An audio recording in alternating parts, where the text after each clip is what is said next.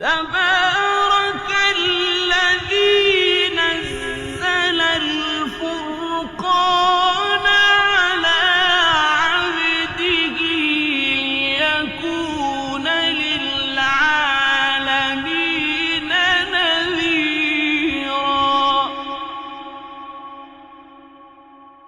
السلام علیکم ورحمۃ اللہ وبرکاتہ۔ الحمد للہ رب العالمین والصلاة والسلام علی سید الانبیاء والمرسلین نبینا محمد صلی اللہ علیہ وسلم وعلی آلہ واصحابہ اجمعین، اما بعد۔ محترم ناظرین کرام اور عزیز ساتھیوں، آج میں آپ کے سامنے 13ویں پارے کی مختصر تفسیر لے کر کے حاضر ہوا ہوں، جس کی ابتدا وما ابرئ نفسی ان النفس لامارۃ بالسوء سے ہوتی ہے۔ اس پارے میں سورہ یوسف کی 53 آیت سے لے کر کے 111 آیت تک، اور اس کے علاوہ سورہ رعد اور سورہ ابراہیم مکمل شامل ہیں۔ اس پارے میں کل 19 رکوع پائے جاتے ہیں۔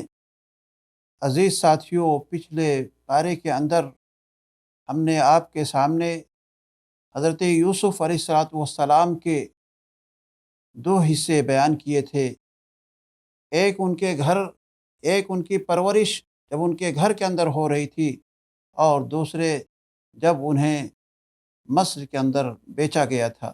اس کے بعد ہم آپ کے سامنے انشاءاللہ اس 13ویں پارے کے اندر ان کے مصر میں جو ان کی زندگی کا ایک تیسرا مرحلہ ہے، جس میں انہیں بادشاہت کے منصب پر فائز کیا جاتا ہے، اس کے تعلق سے میں آپ کے سامنے پیش کروں گا۔ اس پارے کی پہلی آیت کریمہ وما ابرئ نفسی ان النفس لامارۃ بالسوء الا ما رحم ربی۔ انسان میں 3 قسم کی حصیں پائی جاتی ہیں۔ ایک نفس امارہ ہے، دوسرے نفس لوامہ ہے، اور تیسرے نفس مطمئنہ ہے۔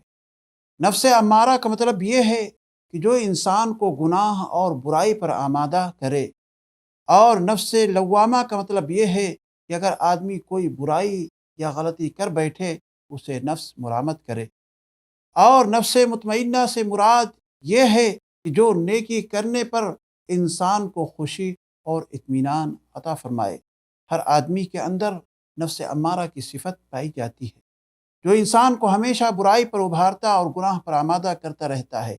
اس سے وہی آدمی بچ سکتا ہے جسے اللہ رب العالمین نے اپنی خاص رحمت سے محفوظ رکھے۔ عزیز ساتھیوں، جب یوسف علیہ السلام نے بادشاہ کے خواب کی تعبیر اور اس کا حل بتا دیا، تو اسی وقت بادشاہ کے دل کے اندر ایک بات پیدا ہوئی کہ یہ عام غلام نہیں ہے، بلکہ یہ تو بہت ہی ذہین و فطین اور ذی علم شخصیت ہے۔ اس لیے اس نے فوراً سیدنا یوسف علیہ السلام کو اپنے پاس لانے کا فرمان جاری کیا، اور حکومت کی باغ ڈور سنبھالنے کی پیشکش کی۔ سیدنا یوسف علیہ السلام نے کہا، مجھے اس زمین کے خزانوں پر مقرر کر دیجئے، میں پوری طرح اس کی حفاظت کروں گا، اور اس کے بارے میں ہمیں بہت کافی علم بھی ہے۔ عزیز ساتھیوں، غور کیجئے کہ اللہ رب العالمین نے سیدنا یوسف علیہ السلام کو ایک غلام سے وزیر مملکت بنا دیا۔ چنانچہ اللہ تعالیٰ نے ارشاد فرمایا، وَكَذَلِكَ مَكَّنَّا لِيُوسُفَ فِي الْأَرْضِ يَتَبَوَّأُ مِنْهَا حَيْثُ يَشَاءُ نُصِيبُ بِرَحْمَتِنَا مَن نَّشَاءُ وَلَا نُضِيعُ أَجْرَ الْمُحْسِنِينَ۔ اور اسی طرح ہم نے اس سرزمین میں یوسف کو اقتدار عطا فرمایا، اس میں سے جہاں چاہتا جگہ پکڑتا تھا۔ ہم اپنی رحمت جس کو چاہتے ہیں پہنچا دیتے ہیں، اور ہم نیکی کرنے والوں کا اجر ضائع نہیں کرتے۔ اگر خدمت خلق کے لیے مناصب وغیرہ طلب کیا جائے تو کوئی بری چیز نہیں ہے، نیت اس کے اندر درست ہونی چاہیے۔ اس کے بعد یہ ذکر ہوا ہے کہ جب آس پاس کے ممالک میں قحط سالی کے سبب غلہ ختم ہو گیا، لیکن مصر میں بادشاہ کے خواب اور یوسف علیہ السلام کی تعبیر اور تدبیر سے وافر مقدار میں غلہ موجود رہا۔ تب ارد گرد کے جو بھی ممالک تھے وہ تمام کے تمام مصر غلہ لینے کے لیے آنے لگے۔ اسی مقصد کے خاطر سیدنا یوسف علیہ السلام کے بھائی بھی آئے۔ سیدنا یوسف علیہ السلام نے انہیں فوراً پہچان لیا، لیکن وہ یوسف علیہ السلام کو نہ پہچان سکے۔ سیدنا یوسف علیہ السلام نے ایک اصول بنا رکھا تھا کہ ایک شخص کو، ایک آدمی کو ایک اونٹ کے بوجھ کے برابر ہی غلہ دیا جائے گا۔ جب بھائیوں نے والدین کے تعلق سے اور چھوٹے بھائی کے تعلق سے غلہ مانگا تو انہیں غلہ دے دیا گیا، لیکن ان سے کہا گیا کہ بوڑھے والدین کو تو غلہ دوبارہ مل سکتا ہے، لیکن بھائی کے تعلق سے یہ بتایا کہ جب تک آپ بھائی کو نہیں لاؤ گے دوبارہ غلہ ان کے حصے کا آپ کو نہیں ملے گا۔ مزید واپسی کا لالچ دینے کے لیے ان کے ساتھ ایک معاملہ یہ بھی کیا کہ ان کے بوریوں کے اندر، ان کے سامان کے اندر انہوں نے جو پیسہ پیش کیا تھا اسے بھی اس کے اندر رکھ دیا گیا۔ اس کے بعد بنیامین کے آنے کا تذکرہ قرآن مجید کے اندر یا اس صورت کے اندر آیا ہوا ہے۔ چونکہ جب غلہ ختم ہو گیا تو بھائیوں نے دوبارہ تیاری کی۔ والد ماجد سے چھوٹے بھائی بنیامین کے تعلق سے کہا کہ ہمیں ان کو بھی اپنے ساتھ لے جانا ہے، آپ انہیں اجازت دے دیجئے۔ والد محترم نے جانے سے بالکل مکمل طریقے سے انکار کر دیا، یہاں تک کہ تم اگر اللہ رب العالمین سے یہ پختہ عہد و پیمان ہمیں دو کہ ہم اسے لے کر کے واپس آئیں گے تو ہو سکتا ہے کہ ہم انہیں بھیج دیں۔ چنانچہ ان لوگوں نے عہد و پیمان کیا کہ ہم انہیں دوبارہ ضرور لائیں گے، جیسا کہ اللہ تعالیٰ نے قرآن مجید کے اندر ارشاد فرمایا، قال لن ارسلہ معکم حتی تؤتون موثقا من اللہ لتأتوننی به الا ان یحاط بکم۔ اس نے کہا، یعنی یعقوب علیہ السلام نے کہا کہ اسے تمہارے ساتھ ہرگز نہ بھیجوں گا یہاں تک کہ تم مجھے اللہ رب العالمین کا پختہ عہد دو گے کہ تم ہر صورت اسے میرے پاس لاؤ گے، مگر یہ کہ تم گھیر لیے جاؤ۔ اللہ کا عہد و پیمان لے کر حضرت یعقوب علیہ السلام بنیامین کو بھیجنے پر تیار ہو گئے، اور یہ وصیت بھی کہ تم لوگ جا تو رہے ہو لیکن وہاں ایک دروازے سے مت داخل ہونا، کیونکہ ایک ہی باپ کے 11 بیٹے جو قد و قامت میں، شکل و شباہت میں اور صورت میں دوسرے اور قوموں سے، دوسرے اور لوگوں سے بالکل ممتاز ہوں، جب اکٹھے ایک ہی دروازے سے ایک ہی ساتھ اگر جائیں گے تو ایسی صورت میں ان کے اوپر کسی کی نظر بد لگ سکتی ہے۔ اس لیے بیٹوں کو ہدایت کی اور وصیت کی کہ سارے کے سارے لوگ الگ الگ دروازے سے مصر کے اندر داخل ہوں گے۔ جب وہ سارے کے سارے لوگ بادشاہ کے دربار میں پہنچے تو سیدنا یوسف علیہ السلام نے اپنے بھائی بنیامین کو فوراً پہچان لیا اور انہیں سرگوشی سے بتایا کہ میں تمہارا بھائی یوسف ہوں۔ اب اپنے بھائی کو اپنے پاس روکنے کے لیے ان کے سامان میں بادشاہ کا ایک پیالہ رکھوا دیا تاکہ اس کے ذریعے بھائی کو روک سکے۔ اسی چیز کو اللہ رب العالمین نے قرآن مجید کے اندر اس طرح ارشاد فرمایا، فَلَمَّا جَهَّزَهُمْ بِجَهَازِهِمْ جَعَلَ السِّقَایَةَ فِي رَحْلِ أَخِیهِ ثُمَّ أَذَّنَ مُؤَذِّنٌ أَیَّتُهَا الْعِیرُ إِنَّکُمْ لَسَارِقُونَ۔ پھر جب اس نے انہیں ان کے سامان کے ساتھ تیار کر دیا تو پینے کا برتن اپنے بھائی کے سامان میں رکھ دیا۔ پھر ایک اعلان کرنے والے نے اعلان کیا، اے قافلے کے لوگوں رک جاؤ، یقیناً تم میں کوئی چور ہے، کسی نے چوری کیا ہے۔ انہوں نے کہا کہ ہم لوگ فساد کرنے والے نہیں ہیں، ہم تو چوری نہیں کرنے والے ہیں۔ اس کے بعد جب تلاشی لی جانے لگی تو پہلے بنیامین کا سامان نہیں چیک کیا گیا، اسے نہیں تلاش کیا گیا، بلکہ جو دوسرے اور بھائیوں کے سامان تھے پہلے اس کی تلاشی لی گئی۔ پھر آخر میں بنیامین کے سامان کی تلاشی لی گئی تو ان کے سامان میں پیالہ نکلا، تو ان کے سوتیلے بھائی اس کی حمایت کرنے کے بجائے فوراً کہنے لگے، قالوا ان يسرق فقد سرق اخ له من قبل، یعنی انہوں نے کہا اگر اس نے چوری کی ہے تو یہ کوئی نئی بات نہیں ہے، بلکہ اس سے پہلے اس کے ایک بھائی نے بھی چوری کی تھی۔ سیدنا یوسف علیہ السلام یہ سارا کا سارا ماجرا دیکھ رہے ہیں کہ ان کے بھائی کیسے کہہ رہے ہیں۔ وہ ابھی اپنے آپ کو ان کے سامنے ظاہر کرنا نہیں چاہتے، جبکہ یہ ان پر کھلا صریح بہتان تھا۔ اس کے باوجود انہوں نے خاموشی اختیار فرمائی۔ بھائیوں نے پہلے بڑی منت سماجت کی اور کہا کہ اس کی جگہ پر ہم میں سے کسی بھی دوسرے شخص کو آپ رکھ لیں، روک لیں۔ سیدنا یوسف علیہ السلام نے کہا قال معاذ اللہ ان ناخذ الا من وجدنا متاعنا عنده انا اذا لظالمون۔ حضرت یوسف نے کہا اللہ کی پناہ کہ ہم اس کے سوا کسی اور کو پکڑیں، کسی اور کو روکیں، ایسا نہیں ہو سکتا۔ جس کے پاس ہم نے اپنا سامان پایا ہے ہم انہی کو روکیں گے۔ یقیناً اگر ہم ایسا کرتے ہیں، کسی اور کو لیتے ہیں، تو ہم اس وقت ظالم ہو جائیں گے۔ جب وہ بالکل نا امید ہو گئے اور ان کا آسرا بالکل ٹوٹ گیا تو الگ جا کر کے مشورہ کرنے لگے، آپس میں مشورہ کرنے لگے۔ بڑے بھائی نے کہا دیکھو تم سے تمہارے باپ نے اللہ کا عہد و پیمان لیا ہے، اور اس سے پہلے کہ تم نے یوسف کے بارے میں جو کوتاہی کی تھی اس کو بھی جانتے ہو۔ اب ہم باپ کے پاس کیا منہ لے کر کے جائیں گے؟ میں یہاں سے ٹل نہیں سکتا، میں یہاں سے ہل نہیں سکتا، میں یہاں سے جا نہیں سکتا جب تک کہ میرا باپ مجھے اجازت دے یا میرا رب میرے بارے میں فیصلہ کر دے۔ جیسا کہ اللہ رب العالمین نے قرآن کریم کے اندر ارشاد فرمایا فَلَمَّا اسْتَيْأَسُوا مِنْهُ خَلَصُوا نَجِيًّا قَالَ كَبِيرُهُمْ أَلَمْ تَعْلَمُوا أَنَّ أَبَاكُمْ قَدْ أَخَذَ عَلَيْكُمْ موثقا من الله ومن قبل ما فرطتم في يوسف فلن أبرح الأرض حتى يأذن لي أبي أو يحكم الله لي وهو خير الحاكمين۔ جب بنیامین کے بارے میں حضرت یعقوب علیہ السلام کو پتہ چلا تو انہوں نے کہا انما اشکو بثی وحزنی الی اللہ واعلم من اللہ ما لا تعلمون۔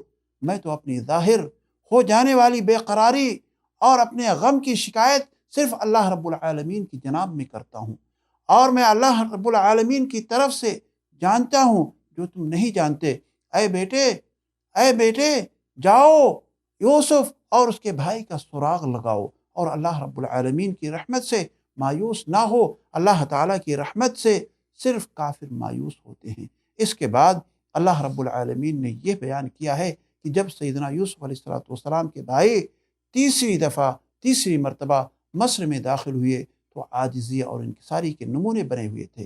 کہنے لگے اے عزیز مصر، ہمیں اور ہمارے گھر والوں کو تکلیف پہنچی ہے اور ہم حقیر سی پونجی لے کر کے آئے ہوئے ہیں، ہمیں کافی مال عطا کر دیجئے۔ ان کی بے بسی دیکھتے ہوئے یوسف علیہ السلام سے رہا نہ گیا۔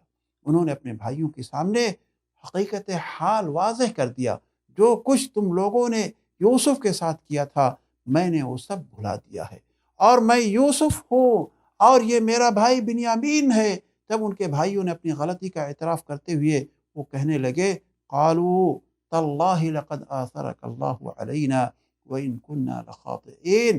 انہوں نے کہا اللہ رب العالمین کی قسم، بلا شبہ اللہ تعالیٰ نے تجھے ہم پر فوقیت دی ہے، اور بلا شبہ ہم یقیناً واقعی خطا کار تھے۔ تب سیدنا یوسف علیہ السلام نے انہیں معاف کرتے ہوئے فرمایا قال لا تثریب علیکم اليوم یغفر اللہ لکم وهو ارحم الراحمین اذهبوا بقمیصی هذا فالقوه على وجه ابی یأت بصیرا واتونی باہلکم اجمعین۔ حضرت یوسف علیہ السلام نے کہا آج تم پر کوئی ملامت نہیں، یعنی جاؤ ہم نے تم سب کو معاف کر دیا، اللہ تمہیں بخشے اور وہ رحم کرنے والوں میں سب سے زیادہ رحم کرنے والا ہے۔ لیکن یہ میری قمیص لے جاؤ اور اسے میرے باپ کے چہرے کے اوپر پھیر دو، ڈال دو، ان کی بینائی واپس آ جائے گی، اور اپنے گھر والوں کو تمام لوگوں کو میرے پاس لے آؤ۔ ابھی یہ لوگ یہاں سے نکل رہے تھے، وہاں یعقوب علیہ السلام کو حضرت یوسف علیہ السلام کی خوشبو مل رہی ہے۔ لوگوں نے کہا تم بہک گئے ہو، یہ ساری چیزیں خواب ہیں۔ لیکن جب خوشخبری دینے والا آیا اور اسے چہرے پر ڈالا تو ان کی بینائی واپس آ گئی، تو کہنے لگے میں نے پہلے کہا تھا کہ جو مجھے علم ہے تمہیں اس کے بارے میں کوئی علم نہیں ہے۔ اس کے بعد پورے خاندان کے لوگ، سارے بھائی اور والدین، سارے کے سارے لوگ مصر پہنچے، اور انہوں نے جو خواب بچپن میں دیکھا تھا اس کی تعبیر مکمل ہوئی، جیسا کہ فرمان ربانی ہے فلما دخلوا على یوسف آوى الیہ ابویہ وقال ادخلوا مصر ان شاء اللہ آمنین۔ پھر جب وہ یوسف کے پاس داخل ہوئے تو اس نے اپنے والدین کو، اپنے ماں باپ کو اپنے پاس جگہ دی اور کہا مصر میں داخل ہو جاؤ امن والے، اگر اللہ نے چاہا۔ اور اس نے اپنے والدین کو تخت پر اوپر بٹھایا اور وہ اس کے لیے سجدہ کرتے ہوئے گر پڑے۔ یہی ان کے خواب کی تعبیر رہی جو شروع میں اس صورت کے شروع میں ہم نے آپ کے سامنے پیش کیا تھا۔ عزیز ساتھیوں، اب اس کے بعد اس پارے کے اندر ایک دوسری صورت جو سورہ رعد ہے، یہ صورت مکی صورت ہے۔ اس صورت کے اندر 43 آیتیں پائی جاتی ہیں، 6 رکوع پائے جاتے ہیں، 865 کلمات ہیں اور 3506 حروف ہیں۔ اس صورت کے ابتدا میں اللہ رب العالمین نے توحید ربوبیت کو عقلی دلائل سے لوگوں کو سمجھایا ہے۔ یعنی اللہ تعالیٰ نے ارشاد فرمایا اللہ الذی رفع السماوات بغیر عمد ترونها ثم استوى على العرش وسخر الشمس والقمر، یعنی اللہ وہ ہے جس نے آسمانوں کو بغیر کسی ستون کے بلند کیا، جنہیں تم دیکھتے ہو، پھر وہ عرش پر بلند ہوا اور اس نے سورج اور چاند کو مسخر کیا۔ پھر بتایا کہ اس عظیم کائنات کی ہر چیز اللہ رب العالمین کو اپنا خالق و مالک مانتی ہے اور اس کے سامنے سربہ سجود ہوتی ہے۔ پھر مشرکین کے جھوٹے معبودوں کی کیفیت بیان کی گئی ہے کہ وہ کس طرح یا کسی طرح کوئی فائدہ انہیں نہیں پہنچا سکتے ہیں۔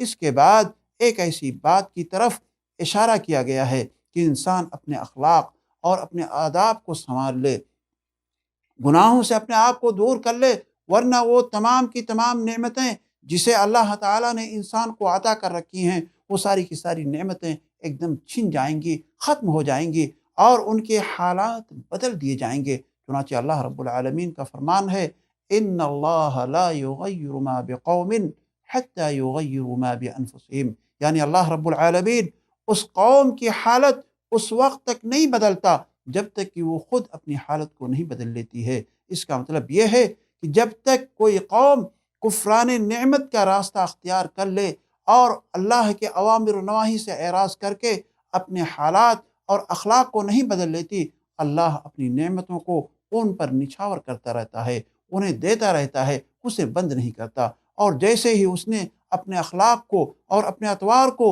اور اپنے عادات کو چینج کر لیا، تبدیل کر دیا، تو اللہ رب العالمین نے اس کی حالت کو بدل دیا، اس سے ساری نعمتیں جو اسے عطا کر رہا تھا وہ ساری کی ساری نعمتوں کا سلسلہ وہیں پر بند کر دیا۔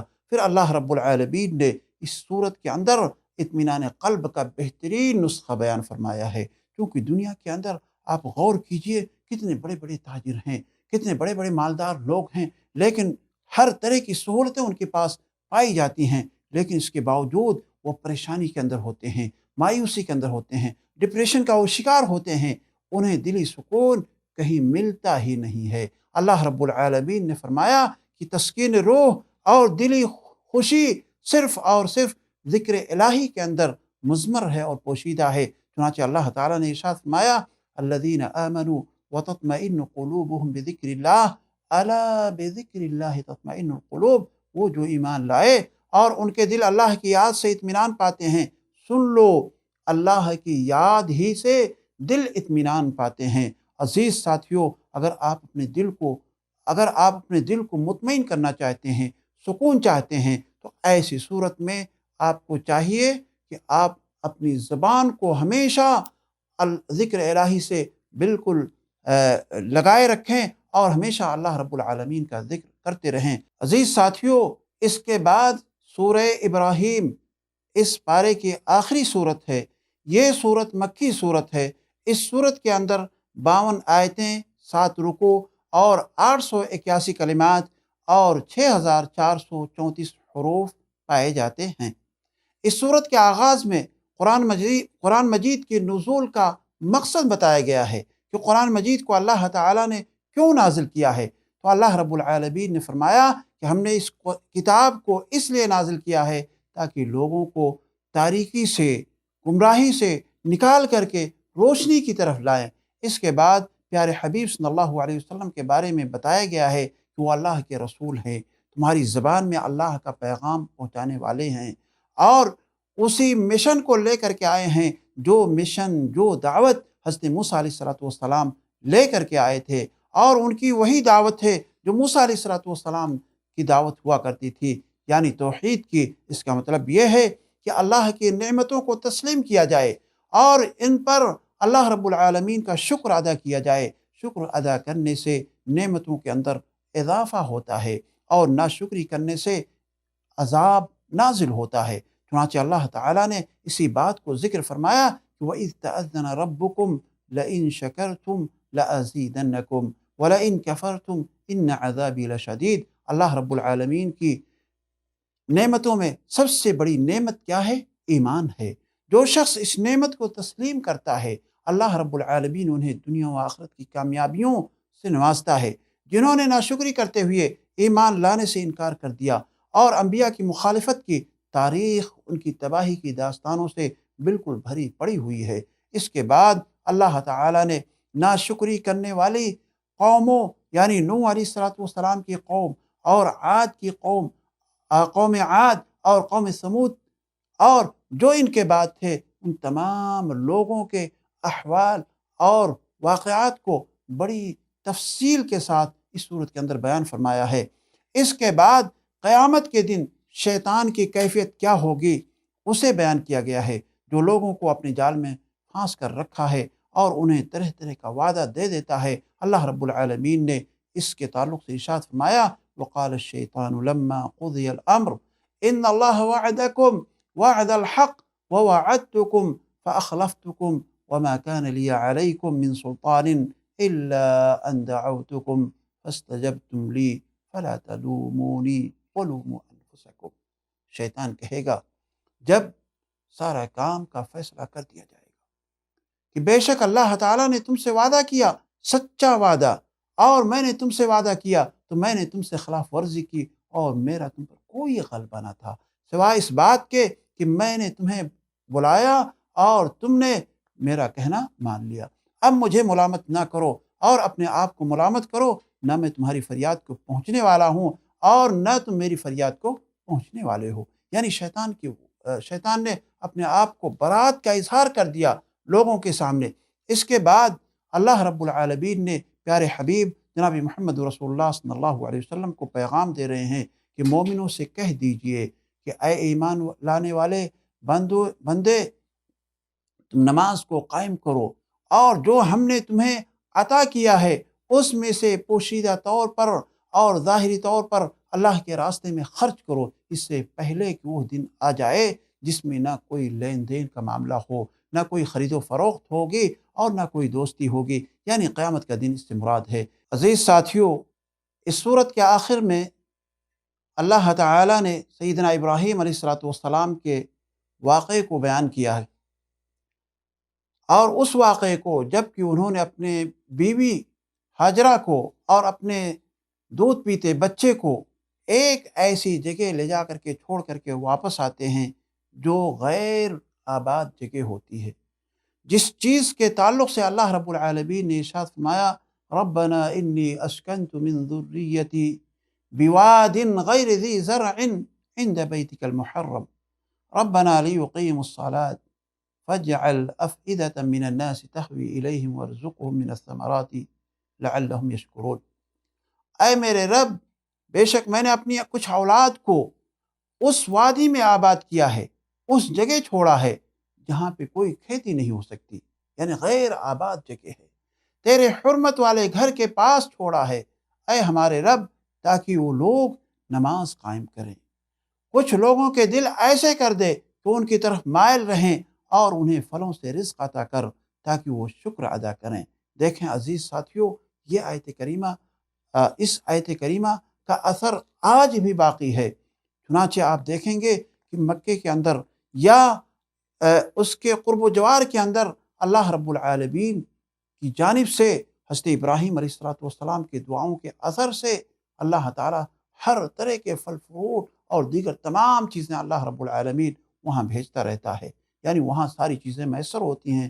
ہم اللہ رب العالمین سے دعا کرتے ہیں کہ اللہ العالمین ہم تمام مسلمانوں کو قرآن کریم زیادہ سے زیادہ پڑھنے کی توفیق عطا فرما اور زیادہ سے زیادہ اس کے معانی اور مفہوم کے ساتھ اور اس کے تفسیر کے ساتھ اللہ رب العالمین پڑھنے کی توفیق دے۔